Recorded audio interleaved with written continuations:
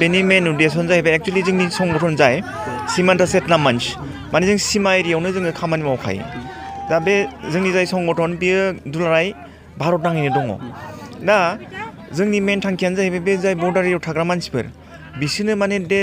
देशनि फारसे अननाय जोंनि देशनि फारसे अननाय बेखौ जोङो जाहाथे माने बारायहोनो हायो आरो जे बाहेरानि मानसि फैनाय बा गुबुन गुबुन गाज्रि धरननि खामानि जानाय बेखौ जाहाथे खम खालामनो हायो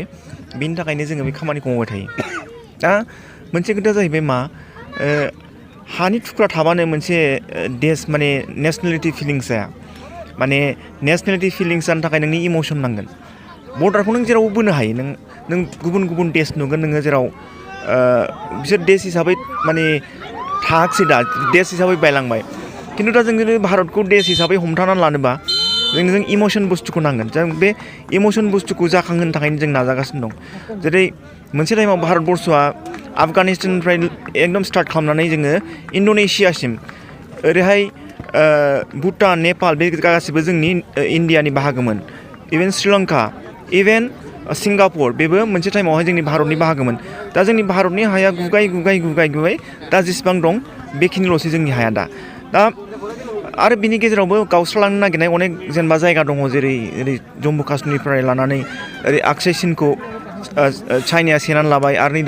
दाख्लै जा गन्दगल जागासिनो दंमोन चाइनाजों बिनि सिगां भुटानाव फैदोंमोन भुटान सेरसिम सफैबायमोन चाइनिसफ्रा थ' बेफोर जाहाथे आरो माने जोंनि भारतबर्षखौ जाहाथे माने आरो सोखावनो हाबावा बिनि थाखायनो जोङो मोनसे इमोशन माने मोनसे अननाय खानाय मानसिफोरनि गेजेराव जों लाबोनो सानदों देशनि फारसे जों मारै अननाय थानांगौ हानि थुख्रा थाबानो जे देश जाया माने नेशनेलिटी हारिमा जानो थाखाय जोङो मोनसे जोंनि गोसो सिंनिफ्राय जोङो देशखौ अननाय बे बुस्थुआ थानांगोन बेखौनो जोङो सब समाय मानसिफोरनि गेजेराव फोसावनो सानो बेनिखायनो जोङो बर्डार एरियायाव फ्राय नोजोर होयो उननि समाव जों थांनाय बोसोराव 2019नि नभेम्बराव खालामदोंमोन जों फार्स्ट जों कासकट्रायाव लादोंमोन दा सेकेन्ड टाइम पेन्डामिक कर'नानि थाखाय जोङो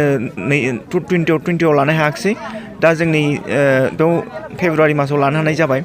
दा जों खेलाखौ एसे फेदेरनो हादों देग्लाय थांनाय बाराव जोङो फार्स्ट प्राइज हिसाबै 15,000 होदोंमोन आरो जाय रानार्स बिनि थाखाय जोङो 10,000 होदोंमोन खिन्थु जों एबारावहाय जाय देरहागोन बेनो 25 होगोन आरो जाय रानार्स जागोन बिनि थाखाय जोङो 15 होगोन थ' जोङो सापर्ट मोन्दों बयनिफ्रायबो सापर्ट मोन्दों ओंखायनो जोङो खेलाखौ एसे फेदेरलांनो हागोन बायदि आं इयुनाव नुदों जोङो जुदि नायोबा बे जोंनि एरिया जोंनि जाय बेल्ट नर्थ इस्ट बेल्ट आरो जों जुदि बे गेलेनाय आयदायाव जाय दावखोलांनाय देश बिसोरजों जुदि तुलना खालामबा नुगोन जे गासिबो बे मंगलियान गस्टिनि मानसिफ्रा फ्राय खेला दुलायाव दावखोनो हादों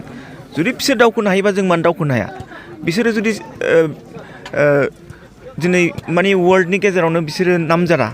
गेलेग्रा दं बिसोरनाव वर्ल्ड कापनिफ्राय लानानै अलिम्पिक लानानै गेलेनो हायो थ' जोंबो जोंनि दाथाय जोंनि जाय माने बडिनि दाथाय बे बिसोरजों एखेजोब नङा होमबा दा बेनि थाखायनो आं सानदों जुदि जोंनि मानसिफ्राबो जुदि सुबिदा मोनोब्ला जोंबो निस्सय दावखोलांगोन आं बेखौ मिजिंथिनाय दं बे नैबे जोंनिया लकेलनियानो थांजोबदों मोनसे जाहैबाय हिमालया क्लाब मोनसेया आमबारि हाजोआरि क्लाब बे मोननैनि गेजेराव दा फाइनाल खेलाया जागासिनो दङ दा मोजां खेला सोलिदों बे आरो চেতনা মঞ্চ পূৰ্বোত্তৰ এটা সামাজিক সাংস্কৃতিক সংস্থা আৰু এই সংস্থাই এই যে সীমান্ত অঞ্চলত বসবাস কৰা লোকসকলৰ স্বাস্থ্য ৰক্ষা শিক্ষা এইবিলাকৰ প্ৰতি সদায় মনোনিৱেশ কৰি আহিছে আৰু সেইকাৰণে এই স্বাস্থ্যৰ প্ৰতি সজাগ হৈ এটা খেলকুদ হৈছে সীমান্ত চেতনা মঞ্চ পূৰ্বোত্তৰৰ এটা আয়াম এটা প্ৰগ্ৰেম আৰু সেই প্ৰগ্ৰেমটো বাৰ্ষিক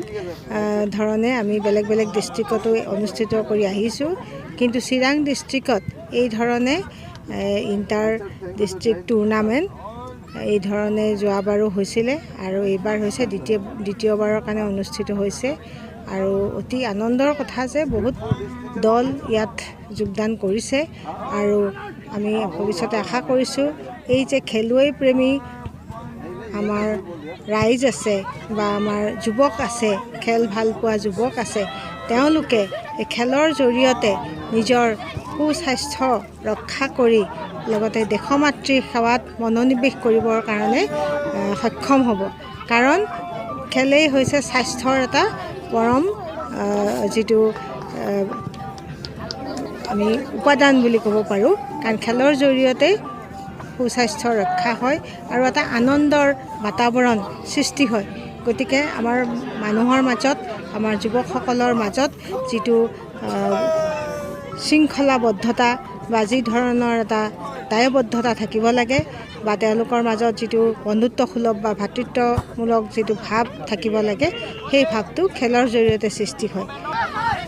এই যে খেলৰ ব্যৱস্থা কৰা হৈছে এইটো নতুন প্ৰজন্মক উৎসাহ দিবৰ কাৰণেই কৰা হৈছে আৰু নতুন আজিকালি আমি দেখিছোঁ যে আমাৰ যিবিলাক প্ৰাচীন খেল আছিল সেই খেলবিলাকৰ প্ৰতি প্ৰায় উৎসাহ নাইকিয়া হৈ গৈছে আৰু আমাৰ সীমান্ত চেতনা মঞ্চৰ পূৰ্বোত্তৰ এটা মূল লক্ষ্য হৈছে এই প্ৰাচীন খেলসমূহক পুনৰাই সমাজত প্ৰতিষ্ঠা কৰা সমাজলৈ উলিয়াই অনা আৰু তাৰ জৰিয়তে নতুন প্ৰজন্মই সেই খেলবিলাকৰ প্ৰতি উৎসাহিত হৈ তেওঁলোকেও যাতে খেলৰ অনুৰাগী হয় আৰু ভৱিষ্যতে দেশৰ সুনাম কঢ়িয়াই আনিব পাৰে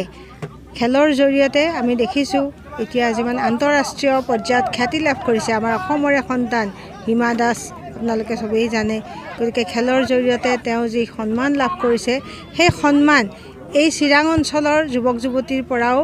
আমি আশা কৰোঁ আৰু সেইকাৰণে এই ধৰণৰ খেলৰ যিটো প্ৰতিযোগিতা অনুষ্ঠিত কৰা হৈছে যাতে সেই খেলে সকলো যুৱক যুৱতীক উৎসাহিত কৰিব পাৰে